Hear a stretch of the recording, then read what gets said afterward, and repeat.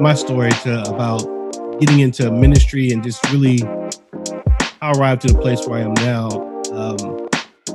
2-3 minutes is, man, grew up as a PK, you know, my dad's a pastor, so we were in church a lot, you know, Gen X, I'm a Gen Xer, and so we were in church a bunch and spent a bunch of time in church and just like, you know, obviously Monday through Saturday and Sunday, you know, just every day the doors open, that kind of deal. Lots of us have lived that life. And so I was very active in the church. It was when I was 17 though that I gave my life fully. You know, I'd gotten baptized when I was younger. And it got really serious when I was 16 or 17 years old. And then I got into a space of challenge where I started to wrestle. It was immediate, really. It was like, found God, wrestle, right, with whether it was real or not. You know, it's a little bit different than found God and just super like a jolt of excitement, you know. And so I ended up going through that and really kind of just getting to the place where I'm like, hey, if there's anything that I need to ask, I want the Bible to be able to answer that.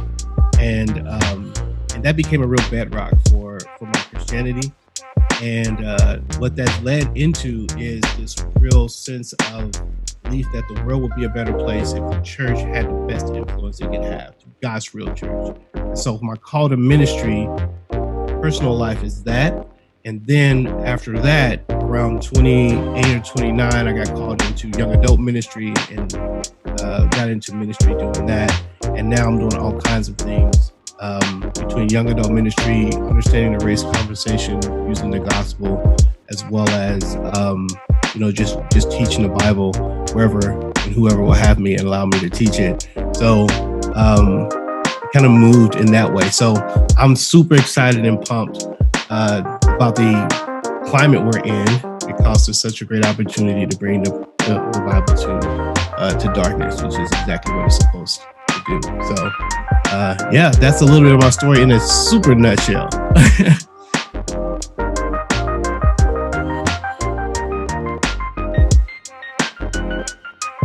Welcome back to the Ministry Misfits podcast. I am Andrew Fouts, and today I have with me Antwuan Malone.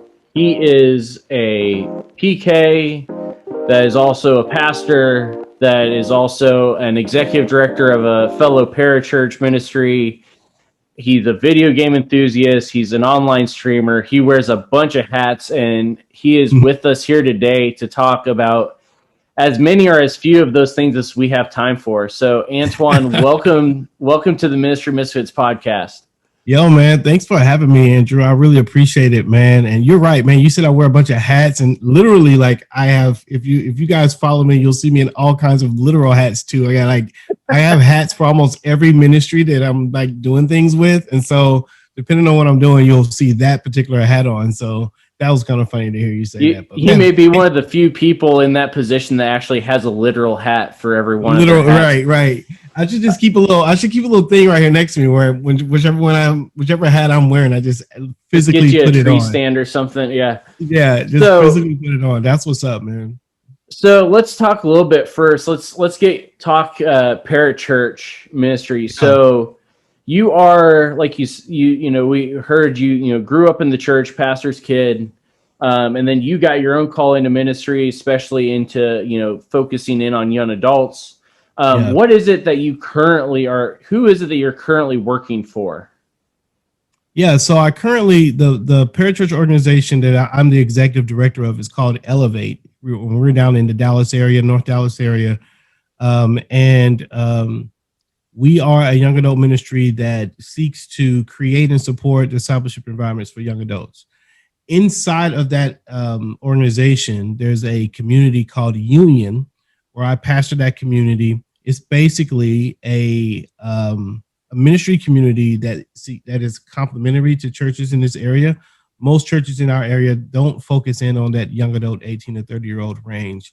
And so what we wanted to do was create a community discipleship community where we could minister to each other without having to come out of the churches that we belong to, right? We didn't want to create another church. And so it's sort of a complement to the discipleship journeys that people are already having inside their churches, but they can also find this extra community over here with other young adults in the area.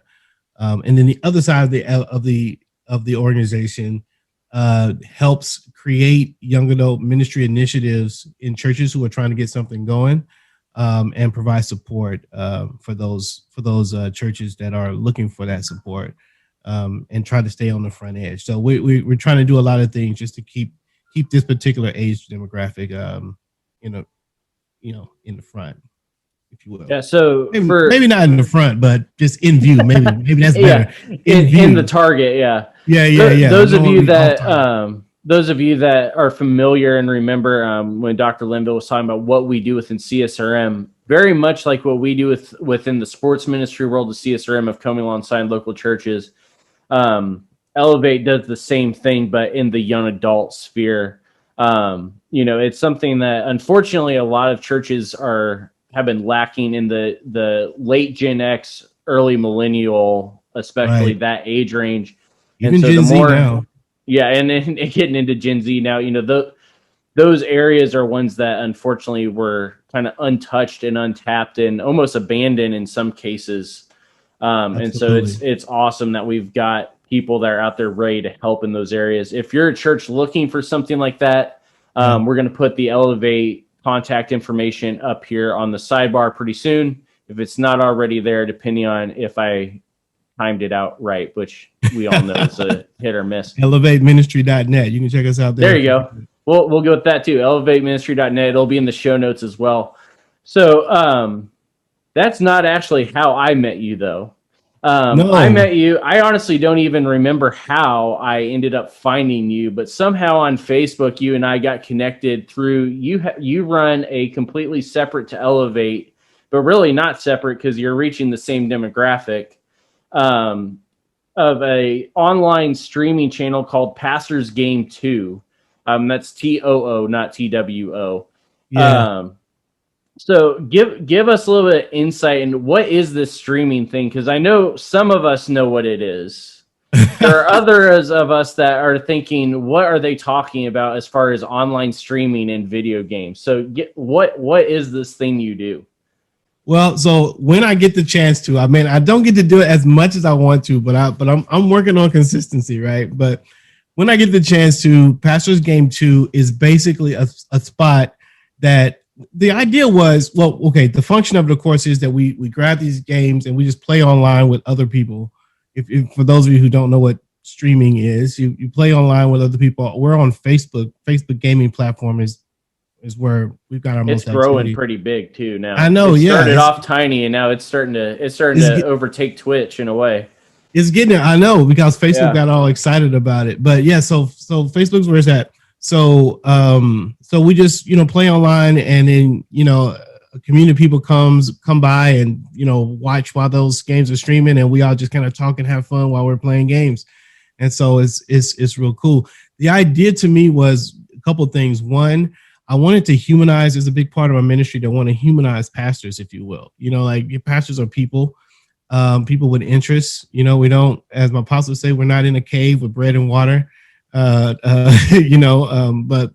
we have real interests, and there's a part of my personal ministry is I just really want to be a kind of minister and pastor who's accessible, and I really want to stay off of the pedestal, if you will. And so that gets me in trouble sometimes, and it's helpful sometimes, right? This is one of those spaces where we wanted to do that. Now, what you just said there, as far as, wanting to humanize pastors, anything like that, do you feel like maybe some of the reason why you feel like you're uniquely equipped to, run these kind of ministries that are doing this whole idea of, we're going to make people realize pastors are people too? Does any of that, do you think any of that comes from the fact that, you come from a pastoral family and watching dad, as a kid? Do you think that has played a role in why you're wanting people to start actually seeing pastors for people and not just the pulpit fillers? Yeah. I think that played a huge role in it. And growing up, I'm the middle kid and was very interested in my dad's approval.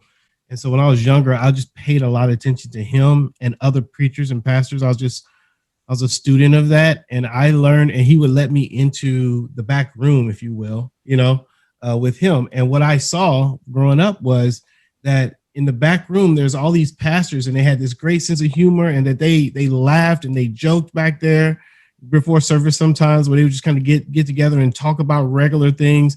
And then, of course, when service comes on, they come out and then they do their job as what they're going to do on the pulpit. And I got to see both of those things. Like, these people are humans who God used to preach and teach and save people, and bring and inspire people. And so that picture's in my head, just kind of growing up, that they're real people. And so there's a part of me that wants the world to see that, that there's this aspect of our pastors that that we're missing out on a lot of times, because we have them in a glass case, when it doesn't need to be that way. And sometimes we as pastors, we walk into that glass case, like we feel like that's what we're supposed to do, and so we just go into the glass case, understand that's the role, and do it. And that's one of the things I'm trying to break out of. And so Pastor's Game 2 was one of those things. Yeah, and that brings up a whole nother set of things, because one of the things that's interesting about what you're doing primarily is not only do you have the streaming channel, but you've also created a community on Facebook, a group of other pastors, other ministers, lay leaders that all are into gaming of some kind. There's a couple others that stream as well, but I think you've got the biggest channel on there so far. Maybe, but it's interesting, because a lot of us that are on there, we've heard, we see the stories and everything. Because I think I was one of the initial invitees to this group, and a lot of people have said that they finally feel like there's a group that they can actually come to and talk about this other side of their double life, outside of the glass cage. Yeah, where people are not going to either like, why are you playing video games? You're a pastor. Yeah. Or the flip side, they finally have a group of people that they know they can get online and play with, that every other word isn't going to be the F-bomb. Right. That was the other piece too. Like, I wanted to create a safe space for people to come and game and not have to worry about a lot of that. And you'd be surprised, even with the title, like, I still have to, every once in a while, I have to go through the group and kick things out and kick people out and all of that kind of stuff. It sounds so bad to say kick people out, but you know what I mean? Like, we just got like, hey, this isn't the spot. There's a thing that we're trying to do in this community, and that's not it.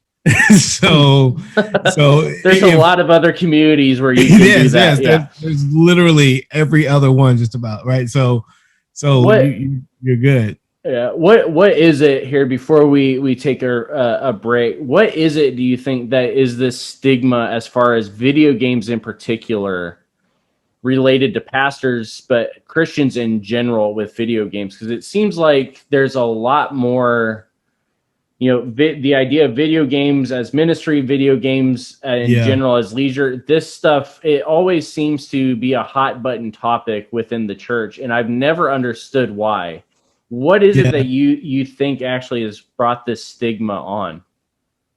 I think it's our growing up. I think growing up, Mario Brothers and Pac-Man was simple. They were simple games they were used to pass the time, and they were, as kids, it was juvenile, and it was all of that. And so I think a lot of the people who critique gaming, they have this sort of juvenile, childlike waste of time label on those events, on gaming. When it turns out that, just like, most of the times when we play games, especially the sort that I play, which are all mostly story-driven games, many of them I can't play because they're so colorful. But we can talk about that in a minute. But we'll get there. But I think it's that way because people associate video gaming with wasting time, and I think there is a lot of, I think it doesn't have to be that way, of course we don't see it that way. And it's a way to, as we'll probably talk about later, it's a way to have an outlet. It's a way to, actually, I use it to think about things. Most of the times I'm reading or listening to an audiobook when I'm not streaming. I'm listening to an audiobook while playing, because I like to do two things at the same time. So anyway, it's so there's a lot of things that are going on that people probably just, they've allowed their old thoughts about gaming to just stay still and not evolve with the way gaming has evolved. Right, and that's it for those of you that we'll see time wise if we cover it today or not.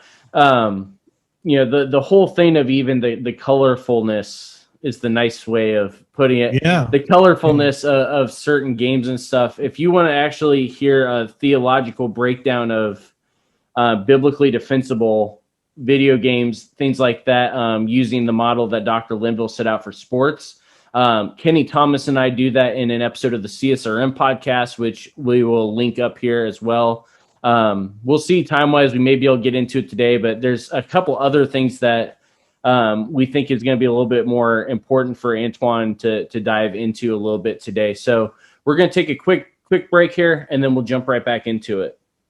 This episode of the Ministry Misfits podcast and this awesome shirt are brought to you by Courageous Clothing Company.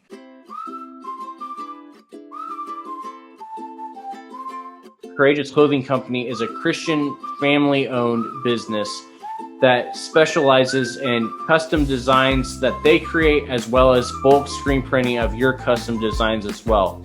When you buy from Courageous Clothing Company, you're not just buying an awesome shirt, you also are helping spread the gospel across the world through the missions that they support, such as this here with Ministry Misfits, as well as with their own designs that have Christian-themed messages, sharing the gospel in an awesome and relevant way, or as we say within CSRM and Ministry Misfits, strategically relevant evangelism. Check out their entire line at courageousclothingcompany.com.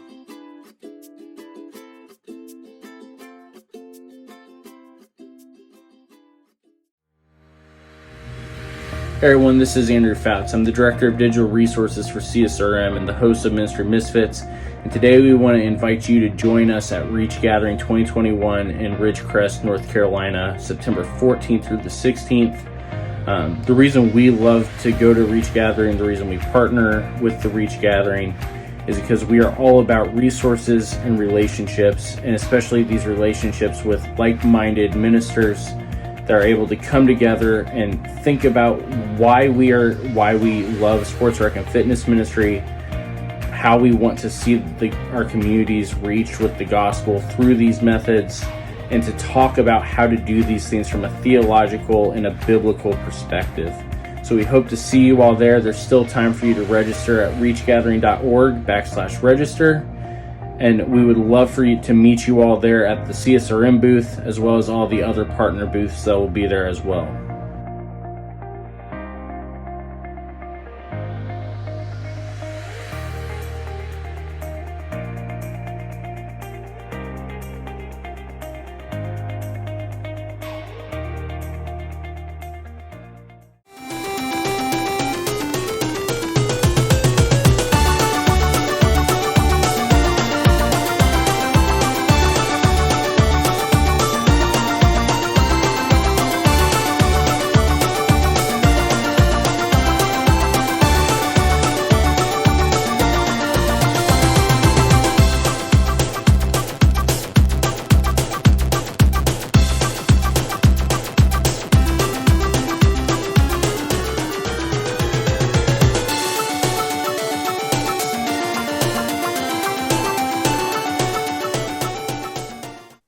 Welcome back to the Ministry Misfits podcast. I am here with Pastors Game 2, Antwuan Malone, and we are talking about a couple of different things. We heard about his paraministry stuff, the work that he and Elevate are doing, similar to CSRM, but in the young adult ministry sector. And in a way, he's talked about it's an outlet, but it also is somewhat related to the young adult ministry stuff. We also are talking a little bit about video games and specifically his channel, Pastors Game 2, the online community, Pastors Game 2, as well as why this stuff actually, is relevant and actually has some value. So when we left off right before the break, we were talking about the fact that, there's this weird stigma of, this is juvenile or this is a waste of time, all of these Yeah. different things. And we also talked about the fact that people like to put their pastors in the glass box, elevate them up, not to make your name. We're not associating that with his ministry. Hashtag elevate. Yeah, hashtag elevate. But it, unfortunately, there are even some people still that think that you just lock the pastor in his office until the next Sunday and then you let him back out. Those sort of things. And so people, the idea of a group of pastors online that just get together to play games seems like it probably is not going to go over well in a lot of places. But you brought up a good point here at the right before the break of there's something about the community aspect. There's something about the playing of games that allows us to be able to release some tension, some stress, to relax a little bit. Talk a little bit about why, what is it about video games for you that is so, is that stress reliever? Yeah. Yeah, well, every other thing that I do, most people who know me, I'm a pretty serious person. Like it's funny that I have a gaming channel because in every other sphere I'm pretty I don't know if it's intense, but I'm serious. And so I'm typically, I wouldn't be the guy that you're like, hey man, let's go play golf together, right? I'm the guy that you're calling that's like, hey, I got this problem with life. Can you help me with the next step, right? And I've always kind of been that guy.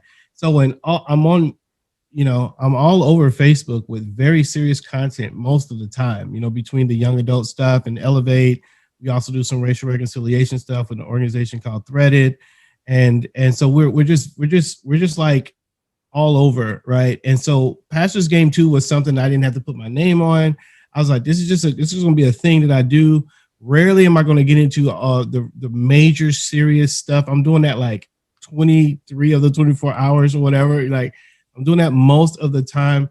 I'm just going to come here and all I'm going to engage is the connect aspect of my personality. I just want to connect people. I want to be very focused with that. I want to provide a place for other people who are like me, who just need a chance to exhale for a second and get away from the mind piece that the mind aspect of what we're doing. We're thinking through things. And video games allows me to do that, man. It's interesting stories. I appreciate the graphics. I love the creativity in it. It gives me things to appreciate. I personally really like the idea of things coming together. I'm attracted to the idea of multiple teams creating something. Mm-hmm. So the very essence of the game, just from my personal psychology, is like I love the idea that 20 people came together, made this beautiful thing together. And so I those are all things that I just really appreciate. And I think that everybody needs some downtime, need to find a way to, again, as we say in my house, to exhale, you got to exhale, breathing is inhale, exhale, right? We can't just do one and not the other. So you got to be able to do that. That's how we stay alive. And, I would say this last thing on that, a lot of pastors I know, especially with 2020, is a lot of anxiety and emotional weight, and carrying things got really heavy, is still heavy. And, if you're going to last as a minister, you've got to be poured into spiritually. You've got to be poured into emotionally. You need time, you need energy, and a good way to steward ourselves and what God has given us with our time and our energy is to refresh, is to refill, and finding those healthy ways to do that is good. And whether it's gaming or golfing or whatever it is that you might need to do, I encourage doing those things to make sure that your heart's in the right place and your energies can match your heart. And so, yeah, those are a lot of the thinking that I have with that. Yeah, that last piece there is, an important one to keep in mind, because, people don't realize, and we're not even just talking pulpit ministry pastors, we're talking ministry leaders in this category of where people don't the three highest rated jobs in terms of family issues, mental health, PTSD diagnosis after coming out. You've got law enforcement, you've got military, which those are the ones everybody's going to assume. But the third one is actually clergy. Yeah. And nobody expects, because you're up at the pulpit and you've got this great relationship with God and you do. Yeah. But the weight of having to feel like we're carrying everybody else's problems all of the time and needing to have the answer and needing to make it look the right way because we're in that glass box, it takes a huge toll on you physically, mentally, and in a lot of cases spiritually. A lot of pastors that leave the faith, it's not anything to do with they are doubting their beliefs. It's actually just because they just cannot take it anymore. Yeah, man, they're tired. It's tiring. They're tired, and they're carrying it. I was talking to a friend of mine just yesterday about these sort of things, and about how we sometimes look at our pastors as shepherds, which on some level, the pastor, I get that, the word there means that, but in reality, in the big scheme of things, the pastor is a sheep just like the rest of the sheep. Right. Christ is the shepherd. Really, he's just like he has a kind of a special role, if you will, as a sheep, but he needs as much community as the rest of the church, and those things sometimes church the church is there for each other, but the pastor doesn't have a church. Right. He's the leader, but he himself doesn't have a church because he can't be vulnerable, he can't be open, and he can't relax, and that's a shame. I think we've got to do something about our culture that addresses that, but individually, like engaging things that refill us, that energize us, we can participate in those things. And that's one of those weird dynamics that I've never understood, is that one of the things that we learned within the early years of ministry and ministry training is this idea of when you are the pastor of a church, regardless of what area of pastorship you're in, that church is not your church, that your ministry is partnering with the ministry of this local church for that time. And so in a sense, this is, unless you were the planting pastor and this is not your church. It's God's church and the people of that community. It's not yours. You're just there for a season. Even if you're the planting guy, like it's still right. It's still, I mean, I get what you're saying, because you feel there's a little bit of a different connection. There's a stewardship and ownership there, but that's still the trap remains. Right. This church belongs to God, obviously, and it belongs to the community. You're just there for a time. But then on the flip side of that, unfortunately, the congregation doesn't always understand that side of it. No. But then we flip it on its head, and then the pastor and his family, while they're there, sometimes don't feel like they're a part of the church because the church won't treat them the same way they do everybody else within the church. Right. And we're always on, it's one of those things where we kind of almost feel like we're always on the losing side of these sort of issues. And so it's very important to find something that's going to allow you to be able, and this isn't just for the pastor, this also, and you can speak to this a little bit from your experience. This doesn't just apply to you as the pastor. This also applies to your family. This applies to your kids. This applies to your wife. You've got to have some way, both as a family unit. Our sister podcast called The Mentor, they focus on this a lot in their marriage ministry stuff of, you're a unit within ministry, and so everything is going to affect both. Yeah. But there's got to be something there. Antwuan, did you always a release valve? Yeah, there you go. Yeah. Did you always kind of go towards gaming? Did you have to kind of find it? Did you try a couple other things first? What kind of led No, you man, towards...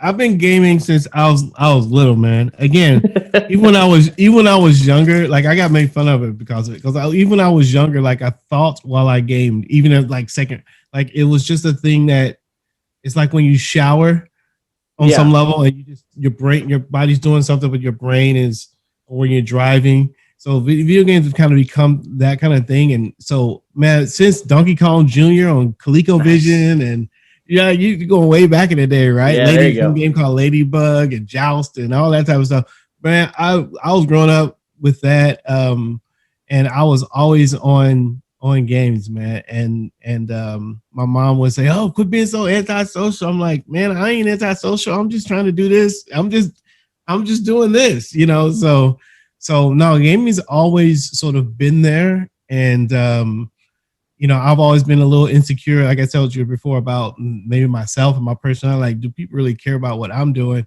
But when it came to streaming, I was like, you know what? I'm just gonna try. I'm just gonna put it out there. We'll see. If something happens, it happens. There's no pressure. I don't need it to be great. So I'm just gonna do it, and if people respond, then great. And if it wasn't, then I'm gonna be playing anyway. So it didn't change anything. It was maybe a couple buttons and add a microphone, but other than that, So I kind of stumbled on the streaming side, I guess. I didn't realize that was a thing until lately, when I actually was watching my own playthroughs, because I didn't have time to play games I wanted to play, so I watched someone else play them. And I thought, well, maybe I could do something like that. So I gave it a shot. And then I thought, man, what if I could get a group of people who think like I do, and just where we can connect to each other. And so we had a blackout here in Dallas, and my daughter was right next to me. I was like, her name's Vanessa. I was like, Vanessa, do you think I should make a group, a Facebook group? And she was like, in the dark. Yeah. Right. So, no lie, man. We're on the couch sitting in the dark with a candle right there. All of us are in the living room because nothing's on. This was just like February or whenever it was. Yeah. And she was like, yeah, why not? It was like 11:30 p.m. And I was just sitting there. I said, well, I guess I'll do it. So we did it. I did all of it from the phone and created it and sent out some invitations, and people just started responding. And what's good about that is I don't want to be the center of anything in that. So the conversations that happen in the group, like, I don't have to be a part of it. Mm-hmm. I don't have to initiate it. And that's what I love. Like, people come in and just post and chat and talk to each other, find new people, find people who rock with them in Call of Duty, and people, it's not going to be, you can try to screen a little bit. Yeah. And I love that. I don't have to spend a lot of time with it. It's just the group kind of manages itself, and that's great. And that side of it is the other side that, people don't realize, again, probably because of the fact that growing up, we didn't have internet access for the games. Right. It's not just a matter of we get a loan and we go do this sort of thing, but, the community aspect of it, and the fact that there's a group of people all, coming from the same mindset, that they probably all dealt with at least something close to the same issue, all had the same phone call from the same member, the same type of member that just, we don't know why they can't lose their cell phone number, don't try to act like you don't know what I'm talking about. I see her there. Yeah. Everybody on this call. Everybody on this. Man, I got a few on Facebook Messenger. I'm like, well, we're still talking to them 3 years later. But that community, though, of people that actually understand what's going on, both from a spiritual level and a job level. Yeah. Also understand the fact that, hey, we can all just get together and not have to worry about any of this for a while we go shoot each other in the head. It's like this. Yeah, these sort of things are that community aspect is just as important of a release valve as the gaming itself. Have you at least that's what I've noticed from that group. Is that something you've kind of noticed as well? That's and every once in a while, I said I don't get into serious things, and I've probably on 2 of my streams talked about some really serious stuff. One of them didn't go well. It didn't go well in the sense that I don't know that I got any major response. But I think ultimately, like, if I were doing this, if I could spend some even more time with this, I'd love to get it to the place where, because I feel like with this room, as long as you're not talking shop all the time, every once in a while you can probably come in and be like, hey man, so I'm thinking about this. It's just while you're playing. And since everybody knows that it's kind of we're in a space where we're kind of pondering, not even wrestling. That's too strong a word. Just kind of it's more batting around resting. ideas. Yeah. You're kind of batting. So you're like, hey, I was thinking about, John 3:16 said this. What do y'all think about like this word right here? And it's not like the classroom, and it's not like the dogmatic, everything's at stake conversation.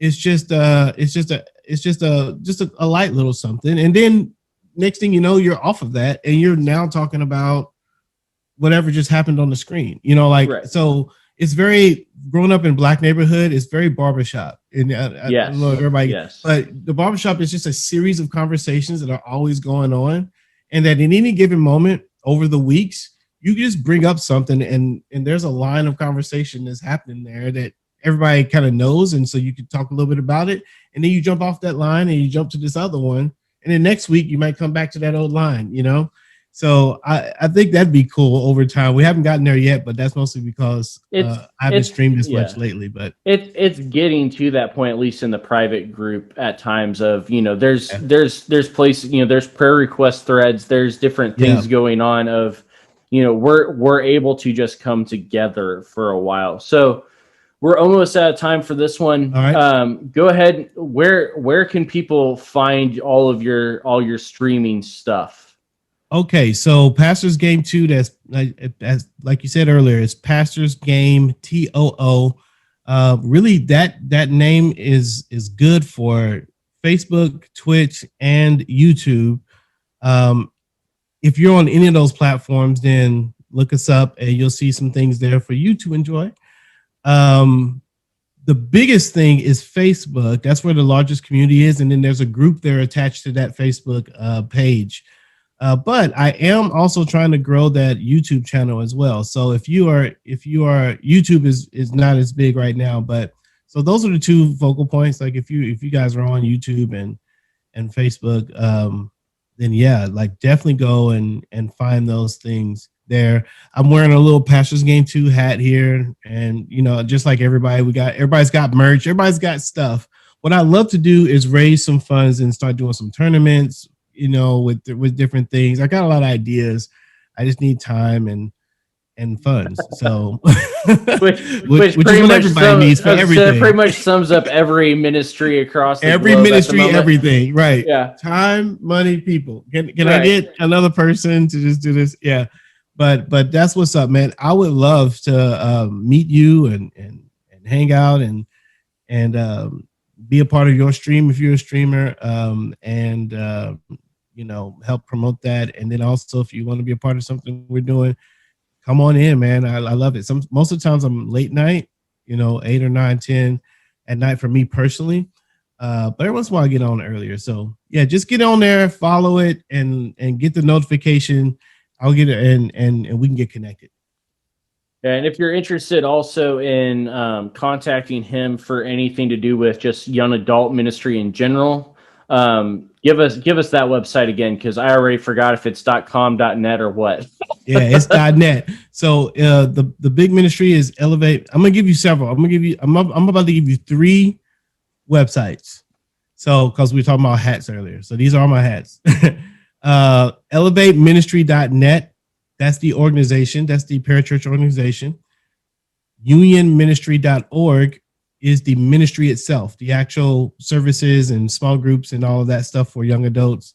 If you happen to be in the Dallas area and you're listening to this, and wearethreaded.org is the organization for gospel-led racial reconciliation stuff. So those are the 3 spaces that I am doing stuff. So yeah, go check those things out if you're interested. And we'll have links to all of that in the show notes. Assuming that I finally have gotten the website up and running when we release this, you'll be able to find it all there as well. You'll be able to also, we'll make sure we link it in on the Facebook feed for this as well. So Antwuan, glad we were finally able to do this. Thanks for having me, man. It was fun. Oh yeah, definitely. We'll have to try to get you on to talk some other video game related stuff, and we'll keep diving into that a little bit. If you guys are interested, like he was talking about with merchandise, we still are in the position where if we get enough people saying, yeah, I want one, that Courageous Clothing Company is willing to do a line of Ministry Misfits gear. So be sure to contact us if that's something that you may be interested in. If you're interested in supporting the podcast, you can do that in two ways, either at anchor.fm/Ministry Misfits. There's a little donate thing there. Or if you would rather do it for a tax credit, if you go to csrm.org/donate, click on the actual donate tab, then it will take you to the drop-down menu, select Andrew Fouts. You'll get an FO1c3 tax credit for that gift, and that gift will not only go to support Ministry Misfits, but the CSRM vision worldwide. So, Antwuan, thanks for joining us. Everybody else, we will see you next week.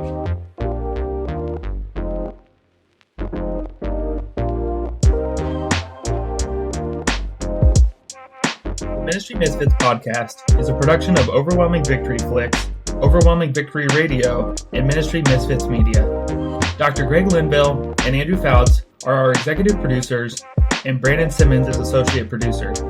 Our music is provided by Morning Light Music and is titled Rain. If you would like to get in touch with us, you can email us at ministrymisfitmedia@gmail.com or by following @ministrymisfit on Facebook, Twitter, Instagram, and TikTok.